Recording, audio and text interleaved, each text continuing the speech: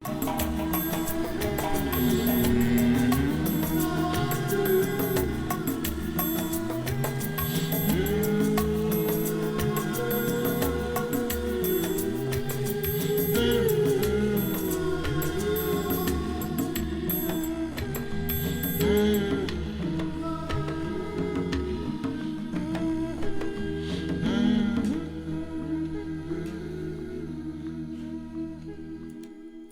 good evening. Welcome one more time to your wonderful show. Sankofa here live on Galaxy Universal Network with your host Maponga J, discussing things of the past, things of the present, and things of the future. And as we are living in this new global space, in the post-neo-colonial spaces of our democracy or independence and etc., we've seen a surge of unemployment on the great African continent and beyond. But while there's a slump in employment, exports are on the increase. So you wonder, how are people digging those minerals and working without employing the local people? There seems to be a tension in the country altogether because the borders are full, the ports are full of goods that are leaving the country. But somehow the working class, the working union, always get the wrong end of the deal in terms of the negotiation. And here with me today, I am privileged to have Thapelo Mafa from one of the leading trade unions in the country. He'll introduce himself to us and all about the union, and I want to pick up his brain on a couple of issues. Who is Mafa? Kimang date Mafa? Thapelo Mafa ke molapa drain wa keteba ke tshabeng kapulwa ke psa kengwe motho wa kwa maselefulwa thaba Khomo tja thaba dia wa ke motoko ya kwa Khomo. So I'm the leader of the Independent Liberation Allied Workers Union, and they were inspired, actually motivated by my parents, because my parents were part of the EPWP, which is, you would know that EPWP are exploited workers. So I saw a need to fight a cause for justice for workers, and also my parents or my mom. So we decided to form this union with workers, and we are doing wonders, and we are fighting the system of the capital system. Which particular industry are you focused on? We focused in both private and public sector. Private and public sector. Yes. Wow, wonderful, wonderful. And let's go back a little bit and backtrack a little bit, the history of trade unions in the Southern African Hemisphere. I mean, we know the Industrial Revolution in Britain and in Germany, and spilling off in the New World, which is in America now, and how Germany missionized this country during World War I and World War II, so to speak. By the time you come into the Southern Hemisphere, and we are now beginning to experience our democracies and things like that, where do you see the trade unions coming into full force? What preempted the trade unions to become active in the South, and what was the reason for their formation? Obviously, the reason for the labor movement to be established is to fight the system that exploit the employees and steal from them, actually. So we saw a need that as the labor movement, a different labor movement, we need to fight the capital system that seeks to only to empower the bosses or the employers, but leave the employees without nothing and without caring for them. So we said it is very important as South African, as Africans, to unite as workers for liberation of workers, because as workers, no one is going to fight and no one is going to liberate for us if workers were not going to unite and fight the bosses. So we need to take the bosses on, and without compromising. But it's also difficult and it's challenging because most of the unions end up being bought by the employers and end up being in the pockets of the bosses. So, which is, it makes difficult for even real labor movement to address issues, because our people are fed up now. They'll tell you that unions have failed us and all those things. So, but what we need now, it is the unions that are not going to be in the pockets of the employers and are going to challenge the system. That was going to be leading to my next question, as to what makes your labor, your labor movement, what makes your trade union different from all other trade unions that are there? Our union is spiritually, and it's a prophetic. We believe in nature, and once you believe in nature, you'll never have an idea to rob people, because so, but the rest of the unions, they don't care about humanity and everything. That is why you see them end up taking bribes, all those things. So, but once we have the spirit, the African spirit that guides us within us, then we'll know hore akumelanga uthengisa umuntu wakini and akumelanga futhi udlale ngomuntu wakini, because abantu abaningi or most of the unions badlala ngabantu and they claim to be representing workers, kanti the aim is to sit on the higher table with the employer and ask for bribery. Wow, that's quite shocking. That's quite shocking. But in their inception, they were intended to protect the workers. But in their maturity, you feel that they are now abusing, robbing, stealing, negotiating, corruption with the employers. And I believe, yes, you are correct. And this thing is done deliberately because the system that the labor movement operate within, it criminalizes everyone. It criminalizes the leaders of the union. It criminalizes even the employees, because for example, as I'm a shop steward representing workers, and the union maybe pays me less.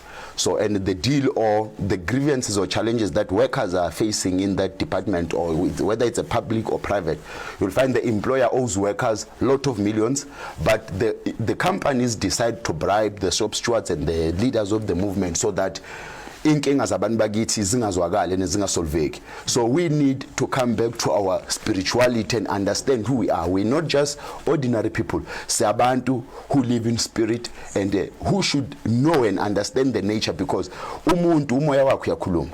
So ungayidla imali yenyembezi namhlanje, people will understand why they continue suffering.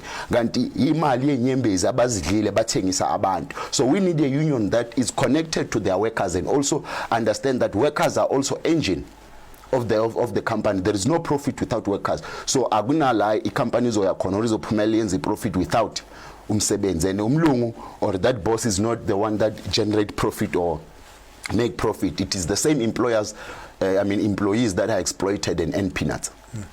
What is more painful for me, and rather a sad reality, is you have 3,000 workers, black workers, so to speak, who are from the cleaner of the shop to the highest technical men in the company, all black in some certain cases.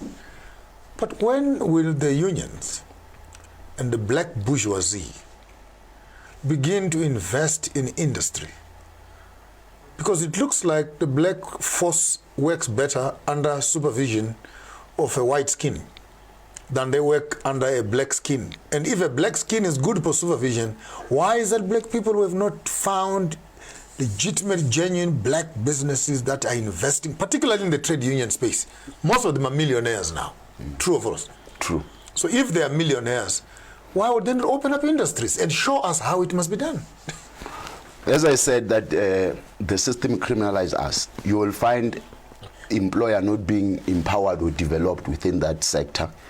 And I don't want to necessarily blame the unions, but I want to blame the system. The whole system, not necessarily in the workspace, but the whole system that our constitution of the country operate within. Because as the labor movement, we are guided by the laws and the acts within the constitution of the republic. But those who are superior and those who are in power, they can buy anything because they are rich. So, and that becomes a problem, even if, and there's also this thing of gumele umeche, or you must be recognized as the union. You'll find the system captured the union that is recognized, and those that are not recognized are the ones that pushing the real cause of workers, and they are sidelined by the useless laws that you are not recognized in all those things. The question that we've always been bringing to the people, or to whoever says the union that are recognized cannot represent workers, they are saying that because they are running away from issues, because issues that affect our people, it doesn't matter whether it's black or white. Issues that affect our people don't need to be accredited for any public official or anyone to deal with them. When communities have problems, you shouldn't even look at who's raising the issue. If the issues are genuine, you should assist our people. But unions today and officials of the government are playing hide to seek with the process that doesn't seem to empower and favor our people. So you actually mentioned something very incriminating in terms of the corruption that is happening within the greater trade unions and their deliberate ignoring of the pain and the issues and particularly the concerns of the labor force. And in your own experience, what are some of the critical issues that the workforce is complaining about? Okay, the system employed criminals in most of the department. And those criminals are people who are not qualified. So the system picked them in order to control them, so that even if they revolt against the unjust that the system within the workplace, they cannot revolt against it, because when they will revolt, they will tell you, you don't have qualifications to be here and we did you a favor to be here. So there's a lot of technicalities that the system imposed to the labor. By the system, you mean the government, legislation? I'll talk about I'll talk about the legislation. So law is the problem? Law is the problem because... and by saying that, you're already looking at the Constitution. But the law, our law, it doesn't favor us, because, as I said, you cannot deal with issues of workers because of some laws try to defend that kind of corruption. But there is some acts or laws in our constitution that defends wrongdoings or wrong practices of the employers and bosses. That is why a labor movement or a leadership in politics and in labor movements, they end up selling workers. Now, one of the biggest problem is that money, it became a problem. People value money than their own. People love money than their own. People love money than developing this country, because if you loved this country, you wouldn't even want to take bribery, because you will know any person that tries to bribe you, meaning it doesn't want to develop the country, it doesn't want to develop that sector. So union should refuse of selling people. Union should refuse of compromising the bread of our people, because that bread, support a lot of people in our families. Wow, that's quite a sharp curve there, and the corruption again in the union, and one of the biggest issues being money, as he has, or rightfully, Mr. Mafa has rightfully outlined.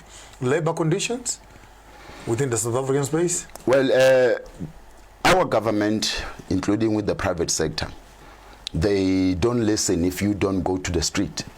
They don't listen if you don't have to march. So, if you don't march. So the system makes us to fight them for them to be able to deliver, which is not correct.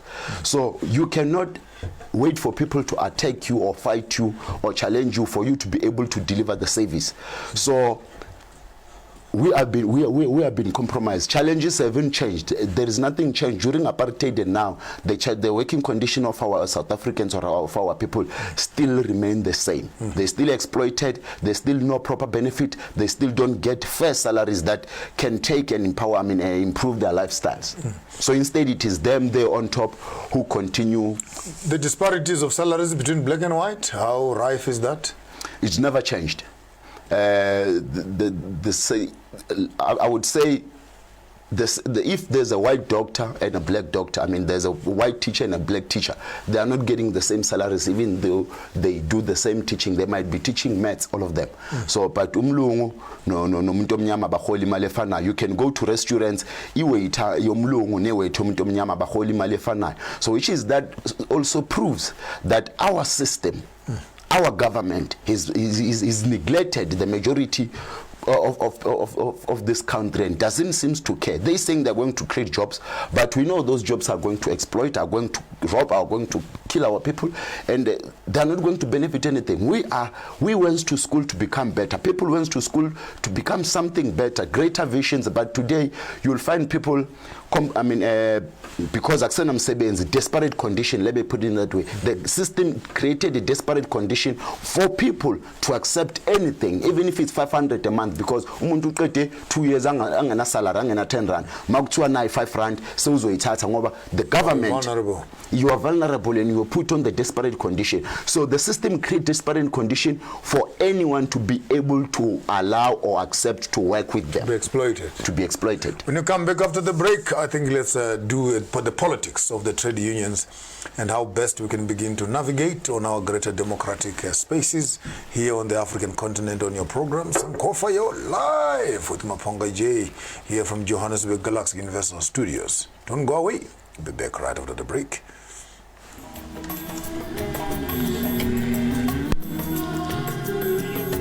You corner? Make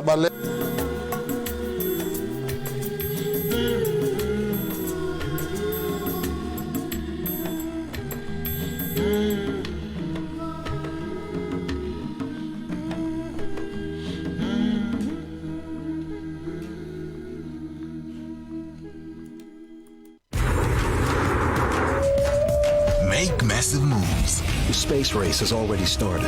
Russia had got the first object in space. The coast is as wild today as it was when Europeans settled the continent. Enormous beasts with enormous thirst. The teams are primed and ready. They got the first animal in space, and they got the first person.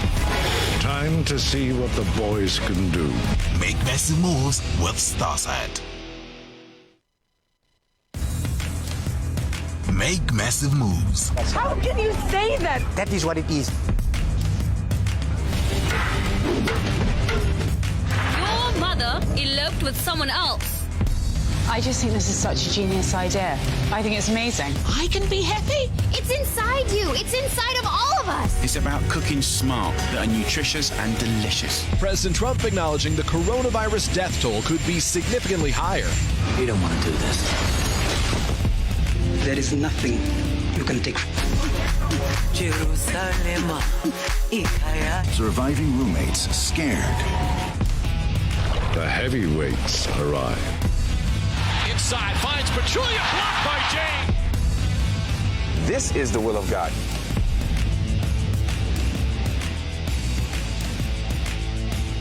Make massive moves with Starsat.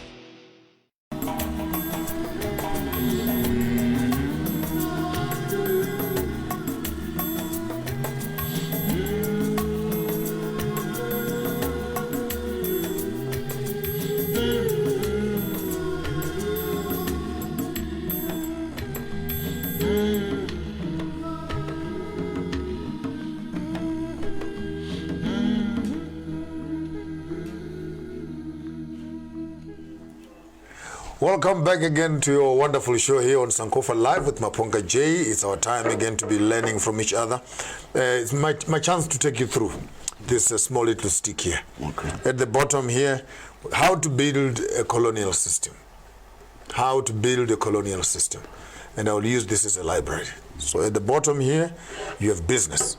You need to build businesses, solid businesses, and own those businesses. When you have the businesses, which is the money, you go here and you buy the politicians. All politicians can be bought at a price. So you buy the political system so that the politicians can protect the business. The business. So the business people and the politicians appoint the judiciary.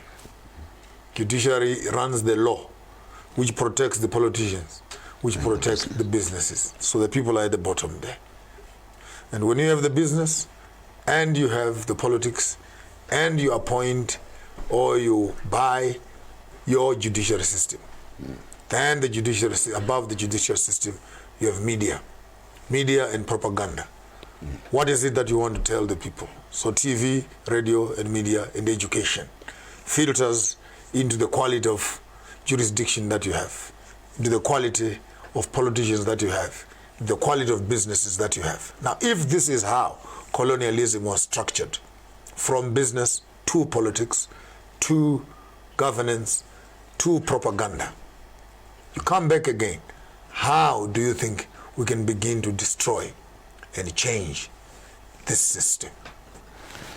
Okay, I'm gonna just mention a few things and also take you back to one of the points that I've raised. It is the business, the politics, the judiciary, and the propagandist on top.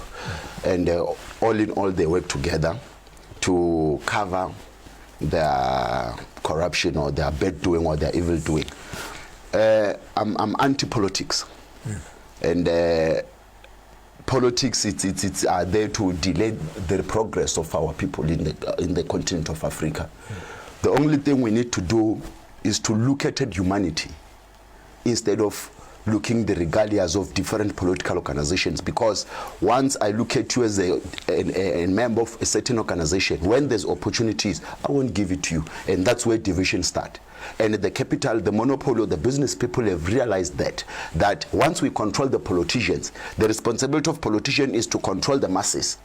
So we need to deal with the political system. We need to remove the whole politics system and work on the system that is going to unite people of God, people of nature, to be able to agree and talk in a common goal. Let me poke you right there. Give us one or two ideas. What kind of a system is that?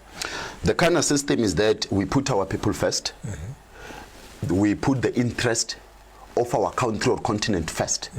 So once you love your children, once you love your children, you will never allow anyone to do bad things to your kids. So if you love this continent, if you love this country, you will never allow criminal in the name of business to come and steal in this country. I'm following quite closely. You'll be shocked very closely, because I would want to find out from you. So what are you going to do about businesses and registrations and IDs and all the laws, police, and because this new system you're talking about, how is it going to respond to all this infrastructure right now, which looks like a huge octopus that is sitting on top of the mountain? Because if you are talking about changing the system, it goes to changing even a booklet that is in primary school. It goes to the vaccines that are in the hospitals. It goes to the uniforms that are in the schools. It goes to the employment that is on the job. It goes to entertainment. It goes to judiciary. It goes to police. It goes to churches. It goes to social structures. So when you are introducing this new system, maybe just for the philosophical and intellectual exchange, take me through how you intend to change this system. Okay, it's quite going to be simple. What we need to do, as I said, if you love your people, you will, as much as you understand yourself, you will understand them. So if you fail to understand yourself, then you will never understand. And when we talk about the system, we talk about, let me just say, the country. So what we need to do is that we need to come up with the different system that it is going to challenge that, and that system is revolution. So we must be determined to fight for a different change or for a real change. And once you're not going to fight, or once we're not going to mobilize and fight, it is going to be a problem to us, because the generation after us is so the system need to be challenged robustly. So it's either through revolution or by any means necessarily. And that thing, if we are ready to die and to fight and sacrifice their lives, because once you fail to defeat this current system, the generation to come is going to suffer as much as the previous generation before us was suffering, and we are facing the consequences. The generational curse, it is going to continue. So we need people of God, we need people of nature, we need South Africans and the Africans particularly, because this is our continent. We need them to be united, not under a ban of political organization, but on the interest of developing the lives. I want us to pick up one simple illustration before we launch out for the break. Let's pick up banking, for example, just one sector. And right now, the entire economy of a country, of the society, is plugged into the banking sector.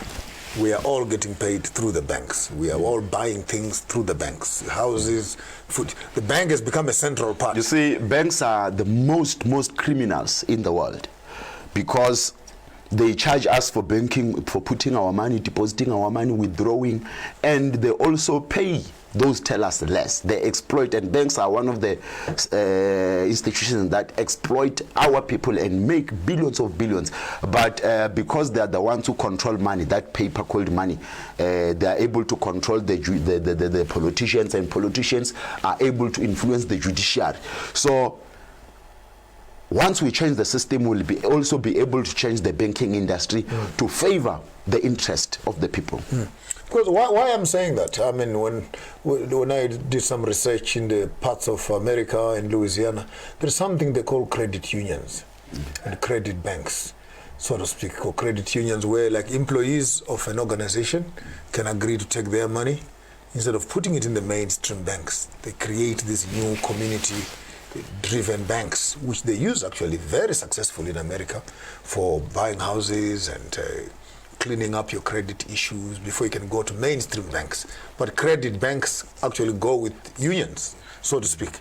I want to ask you, on South African terrain, is there any conversation of any sort where the trade unions are actually trying to mobilize towards a community credit bank facility which can directly be responsible for managing the finances of the employees? What is in the conversation of our government now is to collapse the labor movement, because because instead in our country most companies are run or managed or owned by officials or politicians. And as a politicians, once you start doing business with the state, you have employees and also you are their public leader or their servants. So conflicted. It's conflict, because you are going to look for profit instead of empowering those employers who are giving you profit. So what is needed is that the system as a whole and the government and the judiciary as a whole, so they need to be collapsed. You need to collapse the whole system. We need to collapse the whole system and maybe sit like they did towards our democracy, where they drafted all documents and policies and everything. Maybe we need to sit down and also determine the future, because things have changed from previous generation to now, and we have a lot of things. The fourth industrial revolution, life has changed. So which is we also need to develop when time goes on. So we need to change this system, because we have proved and witnessed that the current system, political or anyway, it has not put the interest of people, regardless of black or white, but it has not put the interest of people. So the 4IR you're talking about, how is it going to affect you? The fourth industrial revolution is affecting us because the government is not preparing, has not prepared the citizens, because you go to rural areas, they know nothing about technology. You go to poor community locations, they're not familiar. I'm telling you about a grade 12 learner is not familiar with the computer, even cell phones, because the poor background we're coming on, we're not exposed to technology and those things. So if you are going to bring fourth industrial revolution and you want poor people to apply, for example, jobs through online or through computers, while you have not prepared them, you are setting... Is Wi-Fi even available? It's not. I mean, you're talking about a computer, which is an extra. For the start, do we have network coverage around the South African country so as to begin to deal with the 4IR?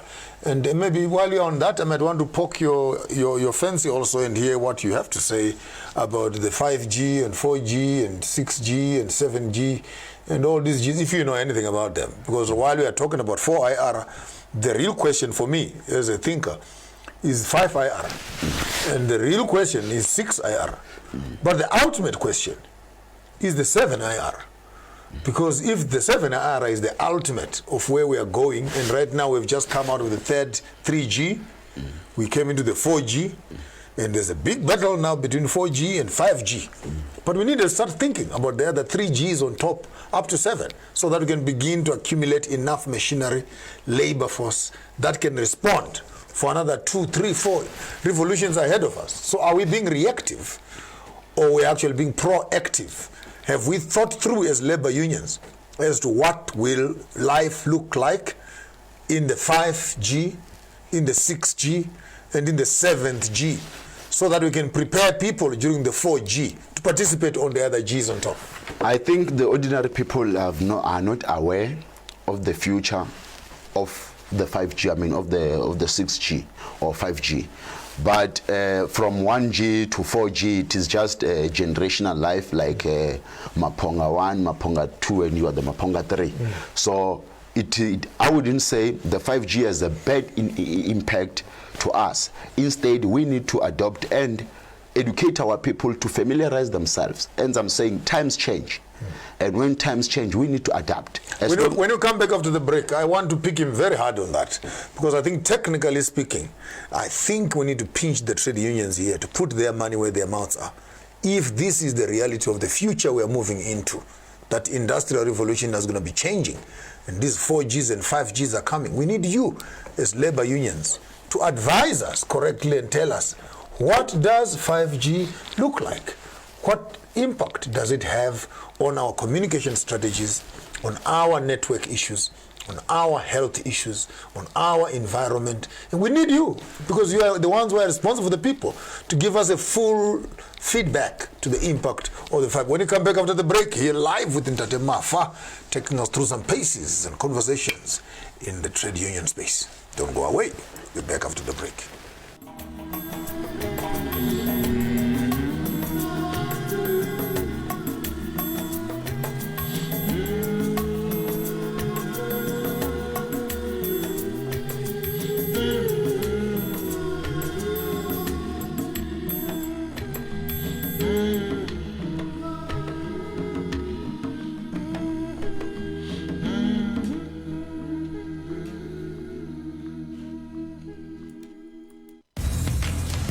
Make massive moves. Bible is human and divine. It's important for us to remember. And I'm part of God's story. God is sealing you. God says what he means, and he means what he says. God is good. I am very grateful to God. I am healed. Amen. Make massive moves with Starsight.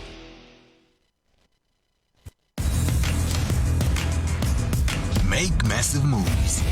I feel confident. I feel like I can take on the world. You're telling a story through your clothes. Such a professional, you wouldn't even know. Criticism is one of my biggest motivations. Darling, you want to be a model? Like, oh my God. I'm glistening. The fashion industry needs people with beautiful faces. I would pay thousands of dollars for that love.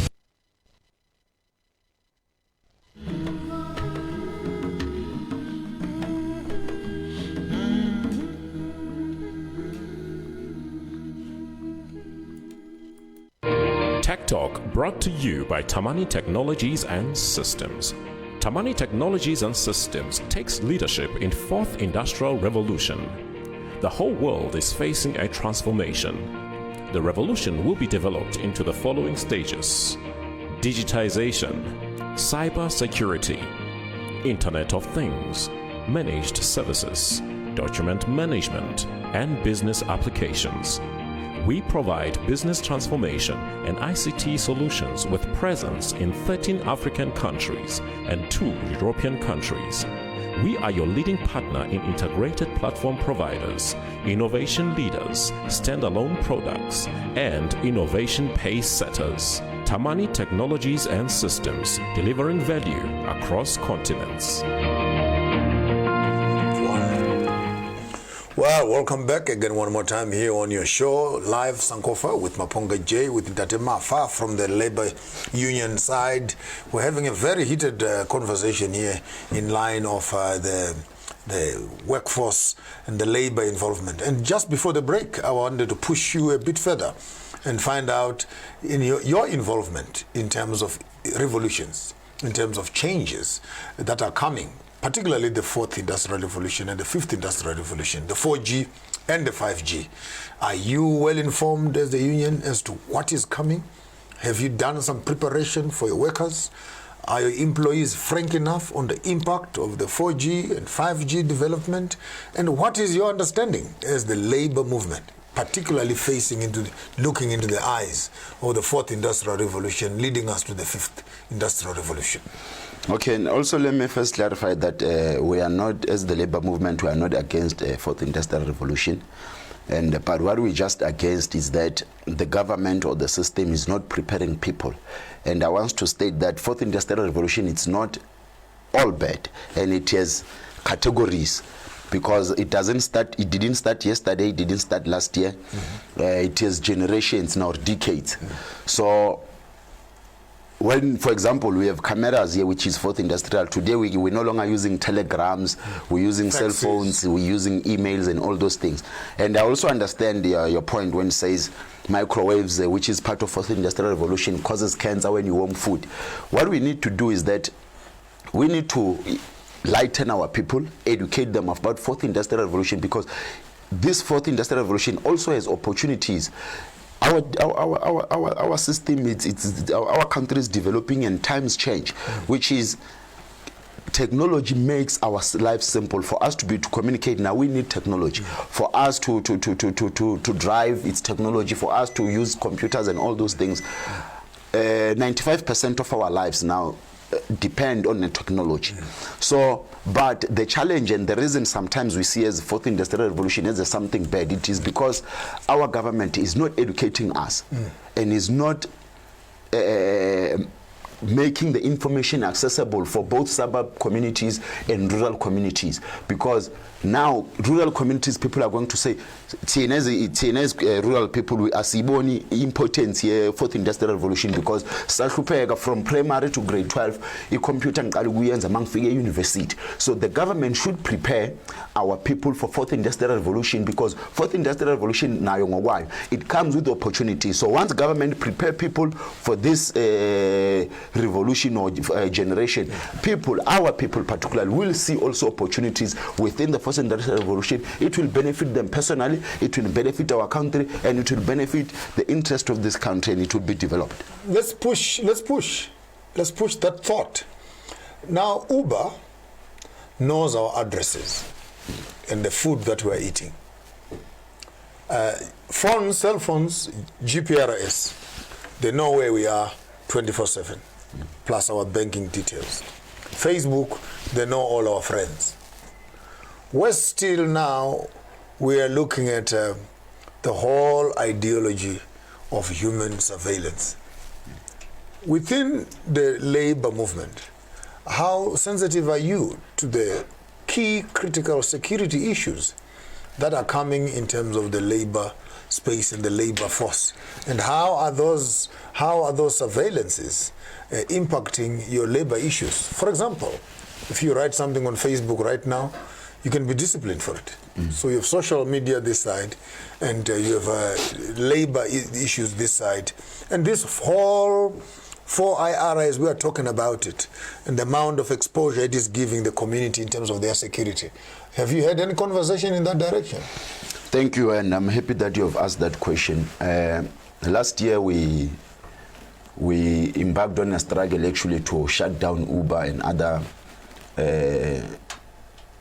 companies that are operating in South Africa illegally, because Uber even today operate illegally in South Africa, but because they make billions and billions and they bribe officials, so our grievances are not taken into consideration. Because what you just raised is very important. Uber knows, for example, it's different types of a company. We have Uber, we have Bolt, we have Yoko and all those things. But Uber is the one that we also ask the Minister of Transport to say Uber compromised the security of the state, because Uber abantu kuphi, then they are able to send their cars there, so that when you request, it takes 1 second. So, and that company, does our state, our security state, aware of the operations or the system that Uber is using to civilians? Because they can use an Uber transport for a missile, put a missile in an Uber, send it to Guimolo, and explode. We've been asking to say, how can you allow an illegal company to operate in our country while it compromises the security of the state? Because it is true, Uber knows they can check then they send cars, which is that thing compromise us. Where the day we are going to have a civil war, the owners, the foreign owners of Uber industry are going to put a missile in one Uber, and they're going to send it to black communities or black townships, and our people lose life. It is something that as labor movement, we are challenging, but it is very difficult, because people who are participating in this kind of compromising state security, it is the same government officials who are compromising this. They know about this thing. Figile Mbalula knows about this thing. So, and the state security is not even involved in the Uber or whatever taxi transportation department to say, what system does Uber use to check on civilians in South Africa? Because I'm mentioning that, fully understanding that emails are bugged, Facebook is bugged, WhatsApp is bugged. Now Uber, food, we know where you stay. Your phone, we know where you are. Here's another bomb. Now Zoom and be live. They now know all your meetings.